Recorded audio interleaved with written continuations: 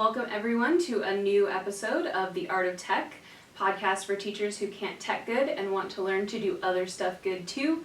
I am your co-host for the month, Cassandra Smith, the EdTech coordinator for Battleground Public Schools, and I am joined by our tech director and co-host this month.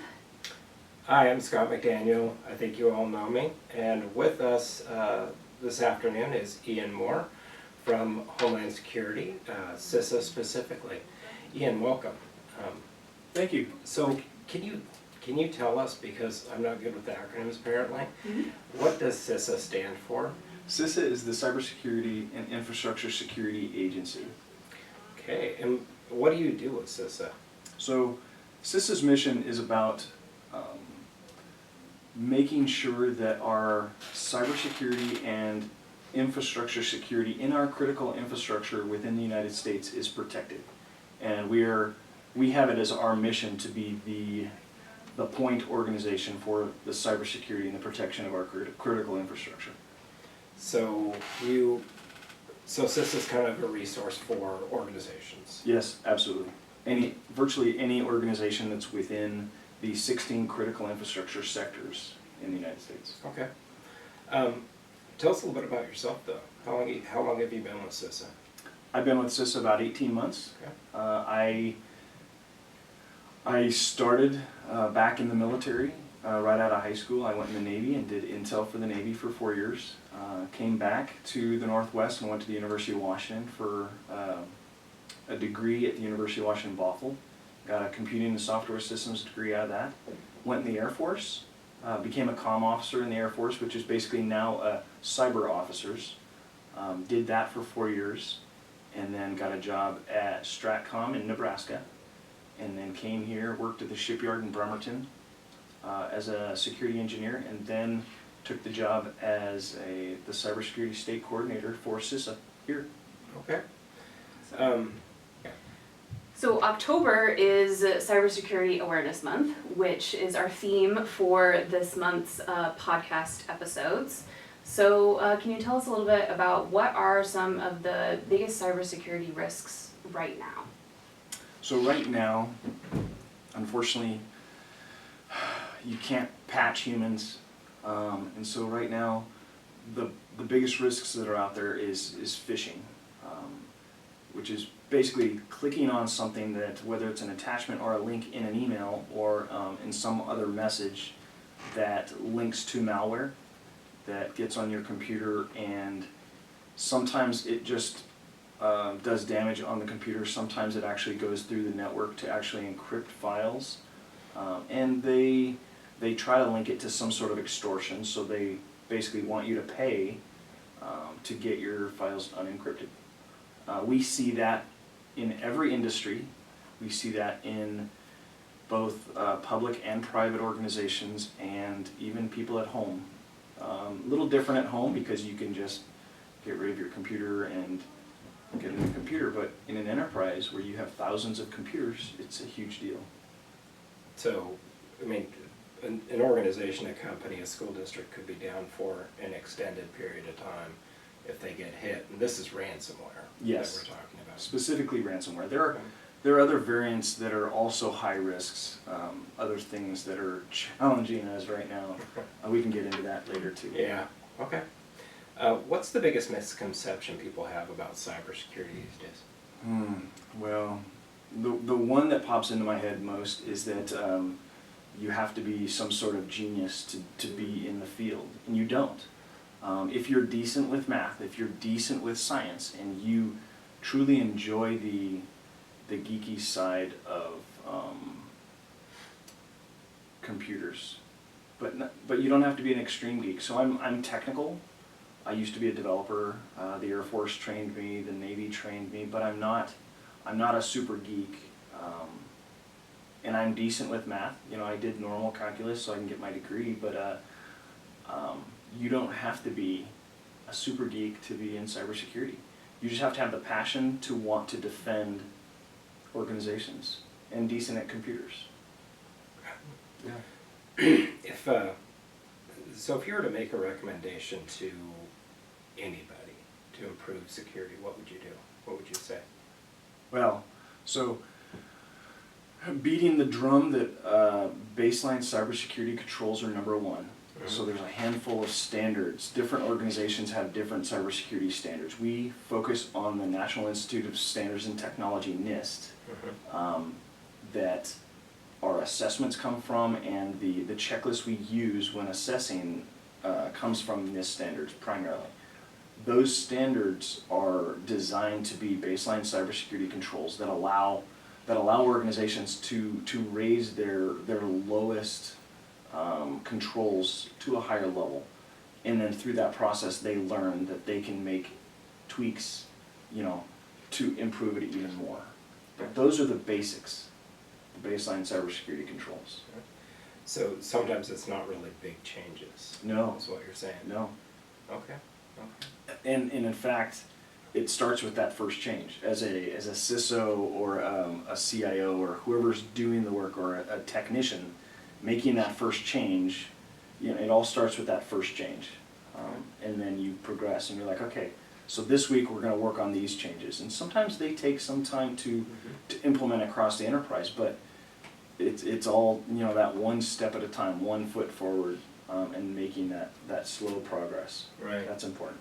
Some of the changes are very quick. We've been going through some adaptations and configuration updates to secure ourselves, but we are in the beginning of our multi-factor authentication rollout after prepping for it for, I think, 6 or 9 months.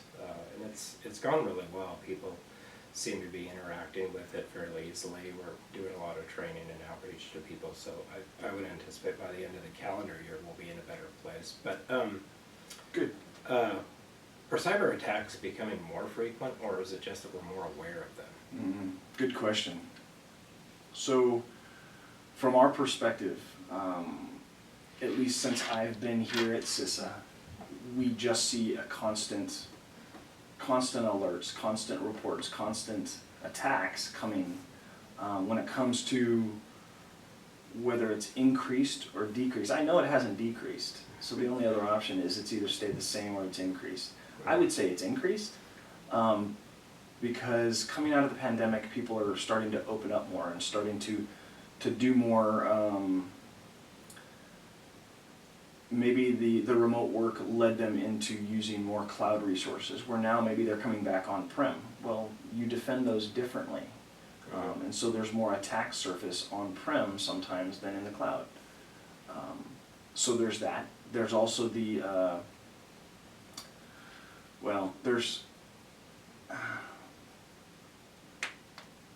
I think, expanding the attack surface is one of the biggest issues. And we have to know as those things change, and the variables change as we're changing our environments. We have to be aware of how the technology changes and how the solutions we're implementing change. I hope that answered your question. Yeah. So you mentioned people coming back and working on-prem versus cloud. What does that mean? So back in the day, before everybody was using clouds like Google and Microsoft and Amazon clouds for their processing and storage, they used servers to do all of that stuff that were in the closet next door. That is considered on-premises, or on-prem for short. And the alternative is in the cloud. So as we went remote, a lot of the processing power people were willing to pay because they weren't going to the office, so did it make sense to have a server in the office that you had to maintain? So a lot, storage, processing, backups, everything went to the cloud. And that's the difference between them. Right. So do you think that because so many people started working remotely, and from what you see in the news, a lot of companies are keeping their workers remote, is that what you mean by a bigger attack surface? Is there's a lot more security risks out there because of people working at home, and the security that we have at home is probably substantially lower than what we might have in a large organization. So yeah, the challenge with that, so some organizations did it really well. Mhm. They had remote programs already in place where they had VPNs and they had pipes that could handle all the VPN connections. Mhm. But that was probably 10 to 15%, maybe up to 20%. Mhm. Everybody else was like, oh, just use your personal computer and then go through some sort of connection, go through a, I don't know, some dial-in connection or whatever you need to get back to the enterprise. The problem is you're using different types of OSs. You have no idea of their patch levels or the software they're using, which could have vulnerabilities, which we've seen have caused a lot of problems. But also you have people that are doing normal surfing the internet on work time, maybe still connected to the enterprise network. And so as we progress for the past 2 years, it's become an industry standard to use a VPN to get into an enterprise network. And then they've established and expanded policies for acceptable use. They say you can't do X, Y, and Z because while you're connected to VPN, you're actually going through your network's internet, and that's the point where you access the internet. So if you're doing shopping in the middle of your time, you're actually doing that through your corporate network. Right. All of that sucks bandwidth that your corporation may need for processing power or for moving backups or restoring backups or things like that. And that doesn't even take into account all the stuff that's probably illegal based on your, or not illegal, but against the rules of your acceptable use policy. Mhm. So because of those different variations of systems and software, it increases the attack surface. That means the amount of things that an attacker can use to leverage that they could run vulnerability scans against, or run actual scripts to get into those pieces of software and OSs. Okay. Whereas in an enterprise, you can control hardware levels, you can control software levels, you can control the OS and the patch levels for the most part. I mean, it's easier to do that because it's all contained. Where now you have your enterprise network, and then you have this VPN network that you have all those guards in place in between the two, but you really, unless you've issued out your own laptops and you make sure those are up to date, you're just trusting that they're not going to bring malware into your environment. Right. So we talked briefly about ransomware and phishing, but why is it getting so much attention? Well, so the reason why it's getting so much attention is because the attackers are hitting corporations that are huge. They're doing damage to big corporations to the point of sharing out personal information, sharing out financial information, sharing out healthcare information, putting it on the dark web so that people can download it. And what happens then is they can blackmail those people, or they can use it to create fake accounts, because really to set up a loan you need certain pieces of information. If you're able to do that remotely and you've just stolen this data from this breach, well then you can now open, you can do all kinds of stuff with somebody else's information. But because it's so big and there's so much money being affected, and there's so many, it's almost like it doesn't matter who you are, it doesn't matter how big you are and how much money you spend on your cybersecurity, you only need one person to click that link. Yeah, I was just going to ask, shouldn't companies be better at this? They have a lot of money they can throw at cybersecurity that, like, the school district just can't. Yes, unfortunately, the larger you get, the more broken you have to be to manage all of those different parts. And sometimes those are like miniature businesses in themselves. If you think about the Microsofts and the different pieces and parts they have. Sometimes the translation of cybersecurity requirements from a development organization versus a sales organization versus an OS's organization the translation of the policy might be different. Or the way the tools interact, they may need a different tool because maybe their development environment's a Linux environment versus a Windows environment or something like that. Because of the differences, the policies and the requirements may not be the same. And so, malware or ransomware may affect one organization in the same company but not another because of those differences. So, okay, so walking through it, a phishing attack occurs. Mm-hmm. Somebody inadvertently clicks on a link or opens an attachment. Shouldn't it be fairly easy to pick out, like, here's this link? I mean, how do they get people to do that? Gosh. Because nobody just randomly wants to click on every link that they get in an email. They don't want to be the one. They don't want to be Yes. that person. Yes. And so Yes. how do they get them to do it? A scenario we see all the time. Okay, say you're a teacher, right? Mhm. And you're getting ready to, I don't know, somebody's getting ready to retire, and your principal says, hey, I want to buy this for this person as a retirement gift. Here's the Amazon link. Or here's the link to the thing that I want to buy. Well, you trust the person that you think it's coming from. They would never send you a malicious link. Surely they clicked on it ahead of time and no malware exploded, so I can click on that link. Because of the level of trust that just builds up, you feel you're on a trusted network, you're on a trusted computer, you're using your email that you trust. It's probably, it looks like it's from somebody I trust, and maybe the link looks something familiar that we've seen before. Right. All of those things you kind of store back there, and it's a checklist of, oh, all of those tell me I could probably click on the link and see what they want to buy for this retirement. Right.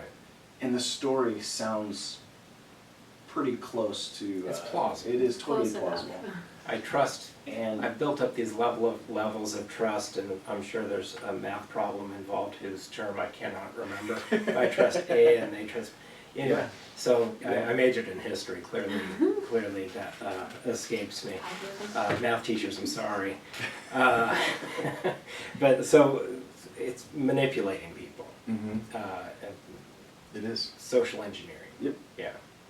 Yeah. Social engineering is one of the hardest things to defeat because we naturally as humans want to trust people. Right. We want to help. We want to be the one to be the hero if the risk is low to me. Right. Yeah. And we all, I mean, especially in education, we all want to help people. Yeah. That's our job. Yeah. So, as far as cybersecurity improvement, what are best practices for today for organizations? What are those things that every organization should have taken care of or should be taken care of? So, like we talked about earlier, there's a handful of cybersecurity best practices for baseline security controls. Those should be number one. If you're not actively doing those and maintaining those, they should be at the top of your list. Next is multi-factor authentication. We talked about that. Basically having another factor, not just your login and password, but some other, whether it's a text to your phone, an email, or another device that communicates to say there's some sort of additional authentication. The next one would probably be email security, and either completely blocking attachments and forcing the requester to request those separately, or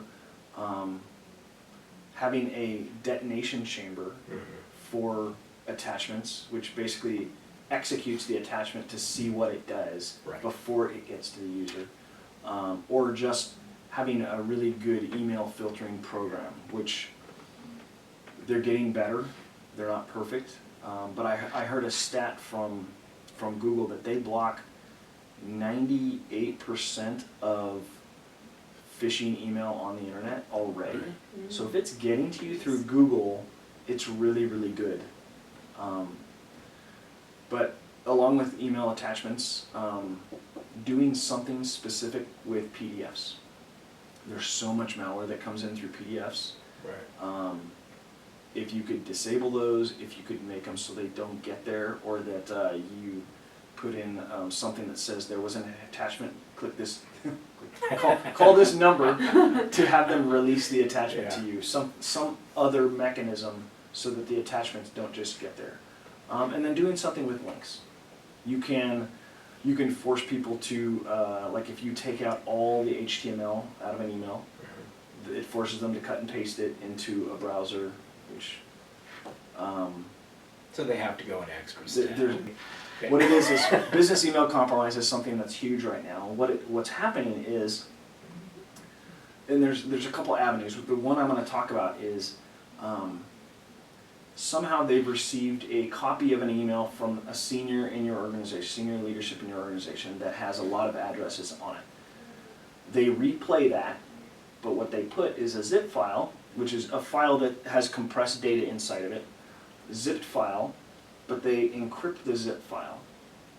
So remember, it's the same email that was already replayed, or that was already played, that they already had, but now it has an attachment that's a zip file, and maybe it's named something like financials for 2023, Right.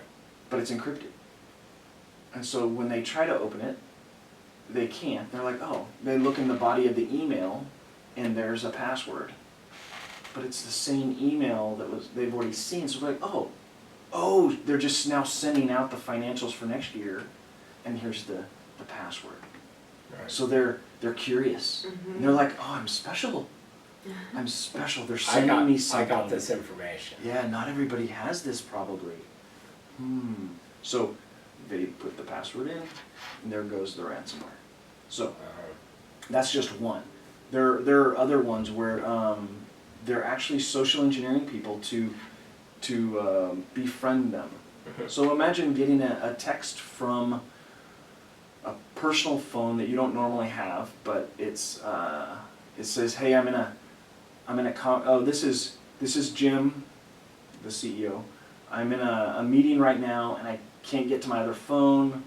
I just want to make sure you have this in case we have to talk later. Okay, weird, didn't ask for anything. But now I have this other email, so I associate that with Jim's contact, his work email. But now I have his work phone. Now I have his personal phone. So maybe a week later, you get another text saying, "Hey, I'm doing something, and I'm just letting you know," because maybe that person is a part of the team, but maybe they're out of the office and just trying to keep tabs. What this is doing is building up that connection, that relationship, the trust. Right.